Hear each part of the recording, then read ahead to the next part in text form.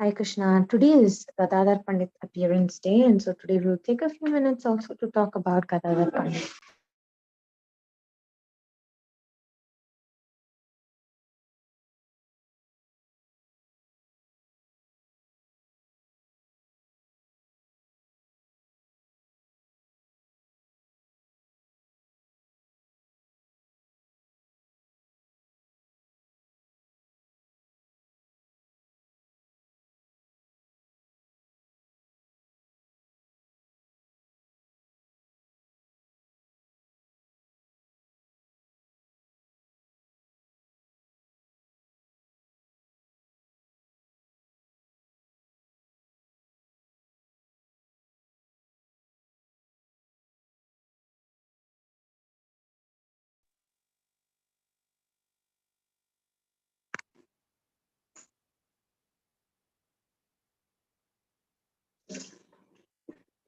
Okay, let us continue.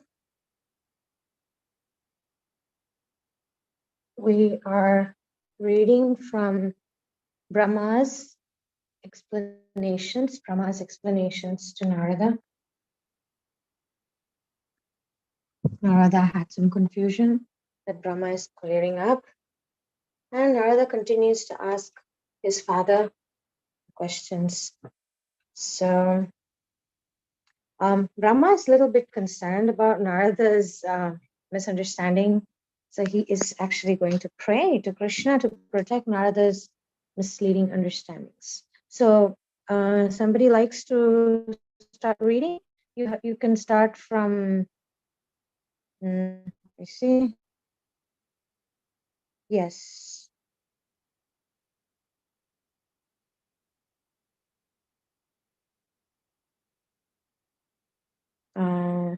Please read from Brahma again, emphasize that although from there.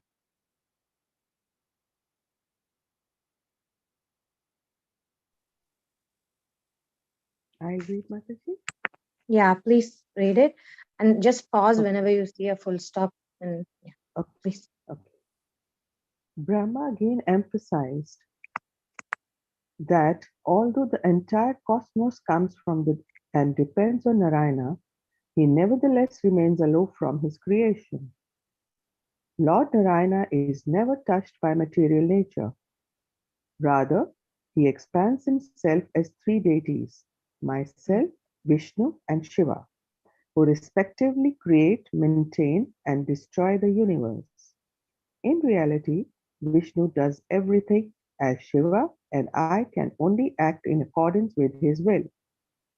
Brahma concluded, My dear son, whatever you inquired from me, I have now explained. Please know for certain that whatever exists both in the material and spiritual worlds depends entirely on Krishna. Narada sat in silent contemplation. He had discussed these subjects with his learned brothers, both amongst the gods and the sages, and he had heard. Okay, let's pause for a second here. See, this is a very important principle we can learn from Brahma and the concept of Guru Tattva, Guru being Guru.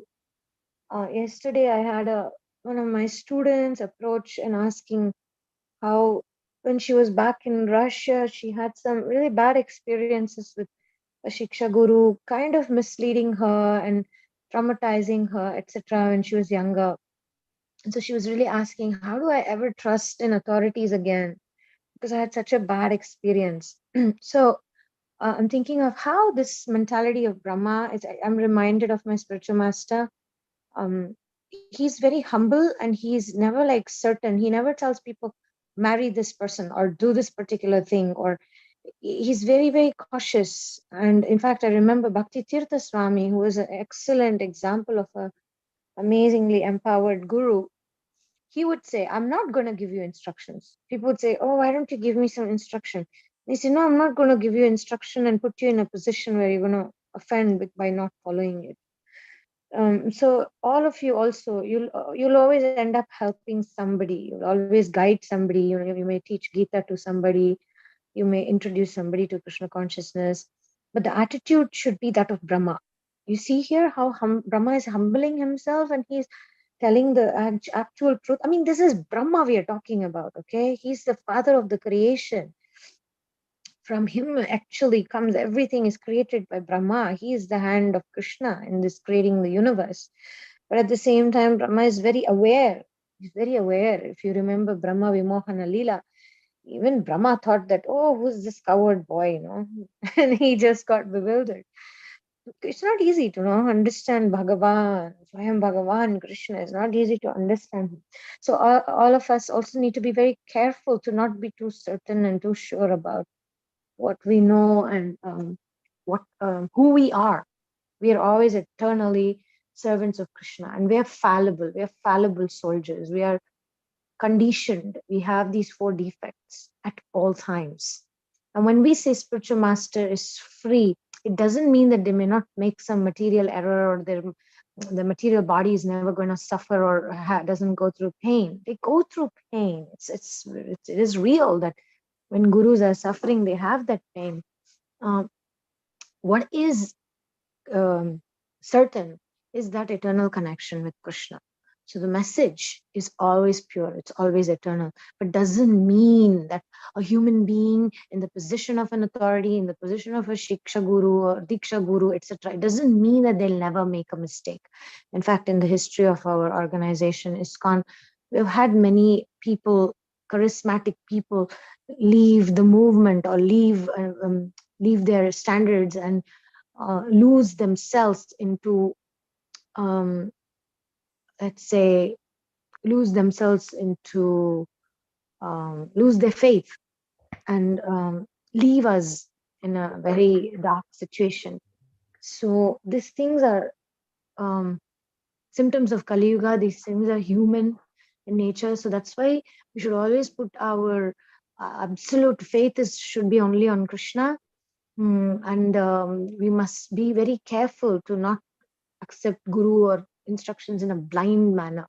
You should understand exactly where it comes from and do it in accordance with alignment in your heart about what Krishna is inspiring you as well. And to not blindly follow leaders and just thinking, oh, they'll take responsibility for me, Rather Govinda is going to take responsibility for me. So you right, like we need to Yeah, learn, we need to own it, we need to own our story, we need to learn responsibility and to not put the responsibility on others, so we don't have to blame others. So yeah, beautiful. this is very important point. Please continue. Thank you. Yes. He had heard theories. Yeah. He had heard theories which contradicted Brahma's explanations. Desiring to clear up these confusions, he respectfully addressed his father. I have heard some argue that the universe is illusionary. They say that when we are free of this illusion, we will see only oneness, that neither the Lord nor we are persons after liberation from the matter. They contend that we are all one energy and the varieties of existence are illusionary.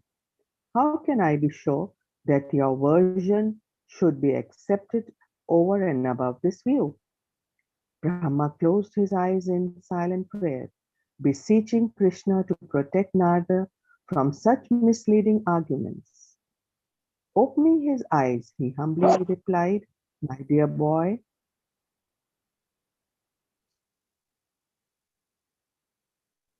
I always remember the Lord with earnest devotion. Therefore, by his grace, my words are never false. Protected by him, my mind is not attracted to illusion, and my senses are never degraded by material attachment. Narada considered Brahma's reply. It was true that he never exhibited pride or lust, unlike some of the theorists whose opinion he had just cited. And as he had already explained, his words were confirmed by Vedic. Okay, let's pause here for another second. Look at Narada, look at Brahma, look at the relationship. What does it mean to have somebody senior guiding us? It basically means, what does it mean, authority? It means that you're honest and you express your doubts and you get it clarified. We don't fall into the black hole of doubts and lose ourselves. We approach the person we accept as authority and we express our doubts unconditionally. Just like Narada, he's not thinking, oh, what will Brahma think? So I really want to appreciate all of you who asked questions. And yesterday also one of you wrote me personally asking question because we didn't have time yesterday after the Bhagavatam class. So I really want to appreciate your courage to come up and ask those doubts that you have. Because what happens when you ask doubts is you see what's happening here. Brahma with a sincere heart, he's empowered and he's praying to Krishna to protect Narada's thinking. So the same happens when you all ask me some question. I'm praying to Krishna. First, I'm asking Krishna, how can I help this person? So, this is a protection that we get by asking questions. Please continue. Vedic mantras. Folding the Vedic mantras. Folding his palms, Narada said, Father, forgive me for challenging you. I accept you as the proper knower of truth. Narada began to glorify his father, but Brahma stopped him and said, I am not so great that I understand everything about Krishna. It is true that I am expert in the knowledge of the Vedas, that my austerities are unrevealed, and that I am an expert in all mystic powers. For these reasons, the 9 Prajapatis, who produce all species of life, worship me. Nevertheless, despite my qualifications, I can only understand the Lord to a limited extent. This is because He is the very source of my existence. So, how can those created by me know Him properly? Reverentially clasping his hands, Brahma said, Therefore, it is best that we all take. Okay. One thing I want to say is how fortunate we are that, see, there are many, many Brahmas, okay, different yugas and in different cycles, there are different Brahmas. We, this Manvantara, this particular Manvantara, Vaivashvata Manvantara, we are extremely fortunate because our Brahma, who's like our progenitor, our forefather, he is a devotee. And that does not happen every time. So we are extremely fortunate that his consciousness, his mind was super fixed on Krishna. I come from the Madhva Sampradaya and what we call as Bhavi Samira, Bhavi Brahma. There is a whole preparation that's going on. Like they already know who is going to be the next Brahma. Madhvacharya, for example, the one who came as Madhvacharya 800 years ago, is going to become the next Brahma. So he's already in the line of preparation. And then there is Bhavi Samira, who's going to be the next Vayu, is also already in preparation. And it's Vadiraja Tirtha, one of our acharyas in the Sampradaya. He is going to become the next Vayu. So like that, this position, it's like a great position. It's like becoming a president of some place or president of the universe. And all these things is in preparation. And in the Madhva Sampradaya, they are super strict because your purpose is ultimately kind of to become Brahma. So you keep going on and on, lifetime after lifetime, do the sadhana so you can get to become Brahma. But not all Brahmas are pure devotees. Not all Brahmas, because it's a position, it's a title that you can become qualified on through your sadhana, through your knowledge. But Bhakti aspect is special and our Brahma is very special. So please continue. Uh, Narada was doubtful. How could Brahma and Shiva not fully comprehend the material creation, which they respectively create and destroy? Brahma said, I am but one Brahma, governing this one small universe. What can I know of the countless other universes, each with their own Brahma, many of whom are far greater than me?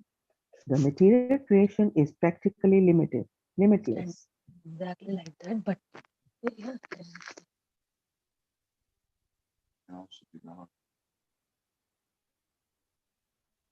Okay. Any questions?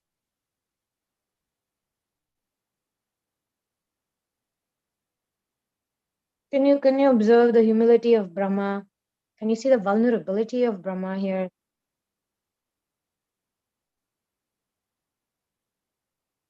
You see, and what happens? See, nobody dislikes a sweet, kind, gentle, honest person. Nobody.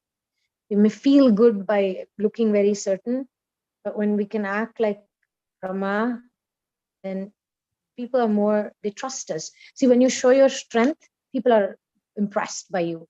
But when you show your weakness, people trust you.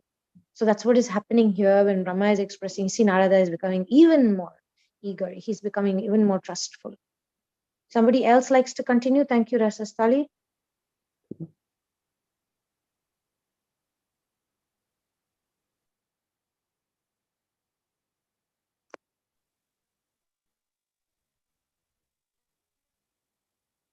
Anybody?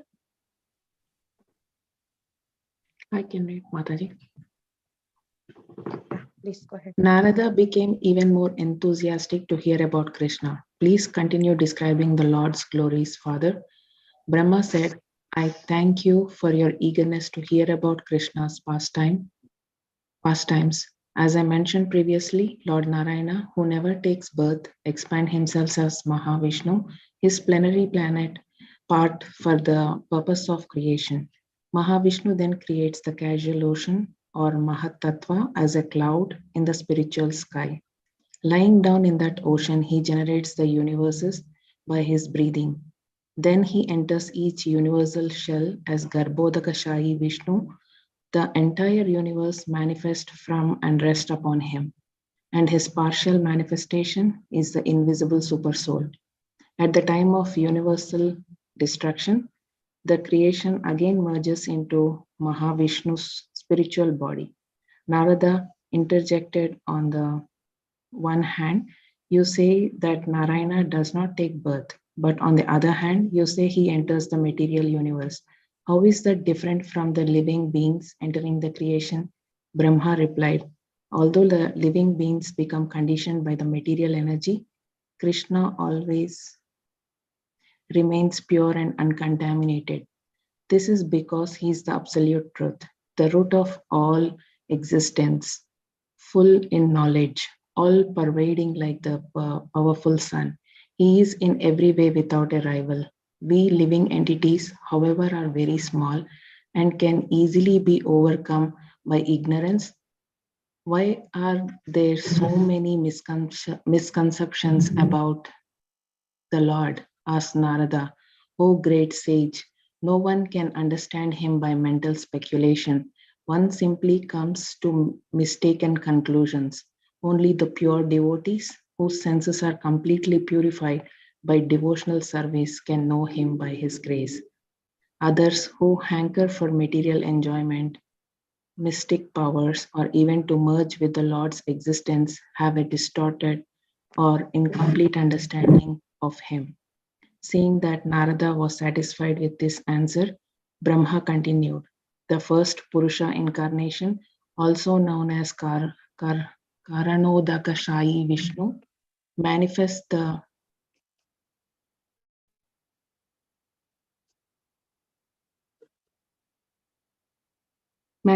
complete ingredients of material creation, namely time, space, the laws of cause and effect, mind, the gross and the subtle elements, and the modes of nature. He expands as Garbhodakasai.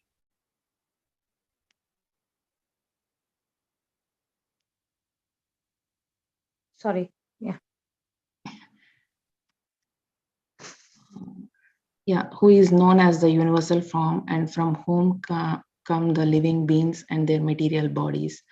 My dear son, there are many powerful living entities in the universe, such as myself and Shiva, whom less intelligent people mistakenly think are supreme. However, no matter how great one may be, whether a human, demon, god, or whatever, he is simply a particle of Krishna's transcendental potency. Father, the more I learn about Krishna, the more I wish to hear. Please tell me whatever you know. Delighted with his son's enthusiasm, Brahma replied, I shall describe for you the Lord's past incarnations. I am always impressed in remembering them and their divine activities. They are pleasing to the heart and thus they extinguish the inclination to hear other subjects. The real value of material life is to hear, describe, and remember these wondrous pastime enacted by the Lord in this world. My dear Narada, please relish what I am about to share with you. Thus, we shall both experience unlimited spiritual bliss. And we too, Haribol, Yeah. we can also experience unlimited bliss. All these burdens, all these pains and hurts that we carry, we don't have to carry it anymore. The power of Srimad Bhagavatam is to burn down misgivings, all the illusions. It's Atravastu Shivadham. We can distinguish reality from illusion. So most of the worries, most of your pain, most of your sufferings, it's actually in the mind. And by the power of Srimad Bhagavatam, which is a sun, which is arisen to destroy that illusion, we can give up misgivings. We can give up those illusions. And this Srimad Bhagavatam study has helped me so much. It has completely transformed my focus. Since I started doing Srimad Bhagavatam every morning, it really sets my intention on the right place. I understand what is important. I know what is not important. And I stopped bothering people in my life with my demands and expectations because I started focusing on Srimad Bhagavatam's message. I started to think, okay, if I want to have a healthier relationship with people, I need to be realistic about understanding my purpose, understanding my role, and not just run after to get validation and attention because I'm not the center of the universe. Krishna is. So everything should be focused on Krishna. And it's amazing how just studying every morning Srimad Bhagavatam brings me that sort of determination, brings me that sort of inspiration. So I'm so grateful to all of you and your sincerity that you show up every morning and or evening, and you're listening to Srimad Bhagavatam, and your questions also inspire me. And your questions keeps me thinking. And the next morning, I'm looking at the folio, I'm looking at what Prabhupada said on that lecture, because I want to give you that answer that you ask. So some of your words, sometimes some of your realizations also sticks to me. And I'm thinking, you see, Taruni was saying that. I mean, it really stuck to me when Taruni spoke about that, frivolous, what was that? Trivial things, right? It stuck to me, and I gave a whole presentation about it later. Then another day we were speaking about the modes, and then I said, "Oh, this is really interesting." And then I spoke about the modes in the Gita connection. So this is the life that we want: positivity, focus on the solution, not to get stuck in the problem, to not remain as part of the problem, but to become part of the solution. That's what Srimad Bhagavatam empowers us to do. So please ask away your doubts, express your intentions, express your realizations, and take with you that inspiration that Bhagavatam is giving us. Okay. Hmm. Anything you want to add? Anybody? How do you feel studying Bhagavatam? It gives me so much power that my chanting after that is so good, you know. This I've experienced. I'm so focused after that. Yeah. Yeah, Yeah. exactly. The day when Hare Krishna, the Mm-hmm. day when I miss the class, the day when I class, throughout the day, I feel like everything is getting distorted. I have not taken my medicine to run the day. Mm, yeah, Thank you. it is the medicine. That's a very good Hare Krishna. analogy. Thank you.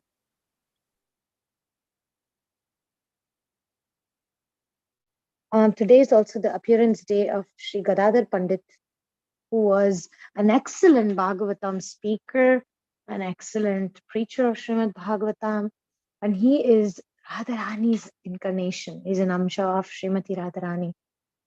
So I thought we will spend a few moments thinking about the spiritual bliss that Gadadhar Pandit experienced.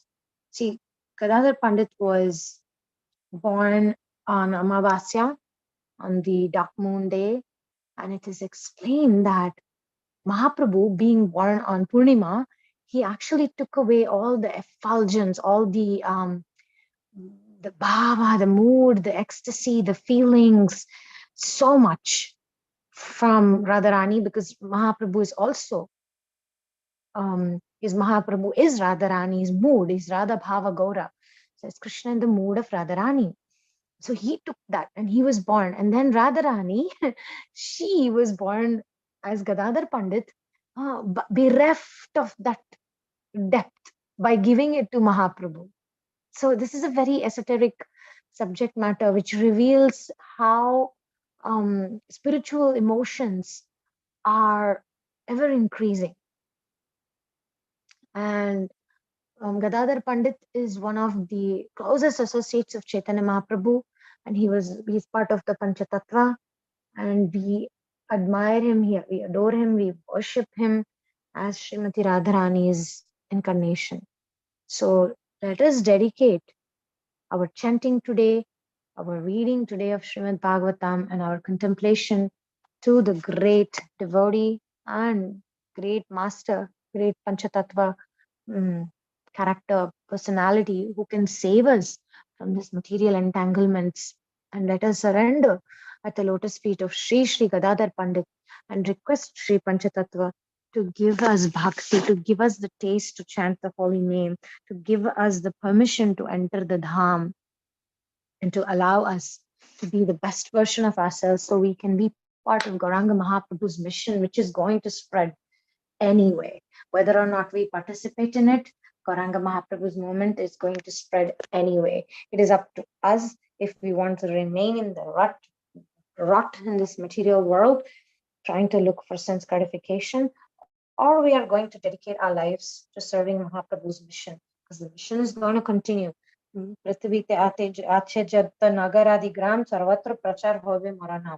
there is going to be the spreading of the holy name in every town and village. But are we ready? Are we qualified? Are we preparing ourselves to be part of that mission? This is a very crucial question for us today. Very crucial question for us. And if we do want to dedicate, we hand over our life to Krishna, and we request Gadadhar Pandit to empower us with the devotion, dedication, and bhakti that he had towards Gauranga Mahaprabhu's mission. So, any prayers, any affirmations, you can make it now. Especially today is a special day. We're fasting till noon.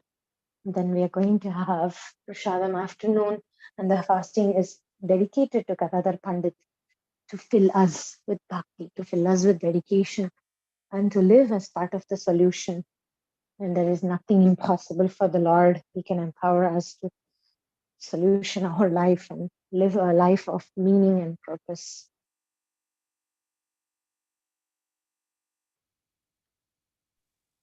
I would like to share my affirmation today.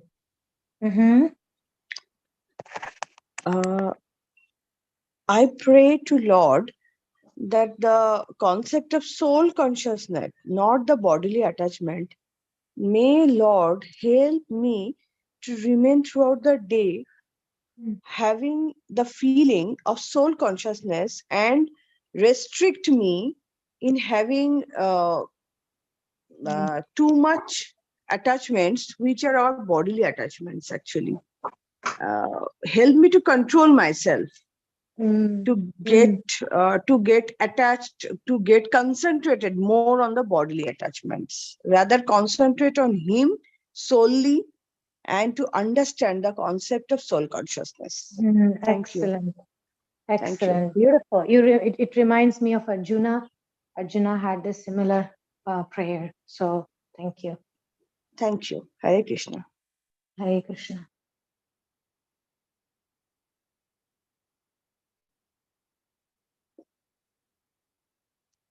So we can end here and continue tomorrow. Keep thinking of Narada's honest, courageous requests. Keep thinking of Brahma's ability to be vulnerable, Brahma's ability to be focused on Krishna and not getting into pride and lust. And let us also develop that quality and let us follow in the path of Gadadhar Pandit, who humbly became part of the Lord's mission. Thank you very much. Hare Krishna. See you tomorrow. Thank you. Hare Krishna. Thank you. Hare Krishna. Dandavat Pranam.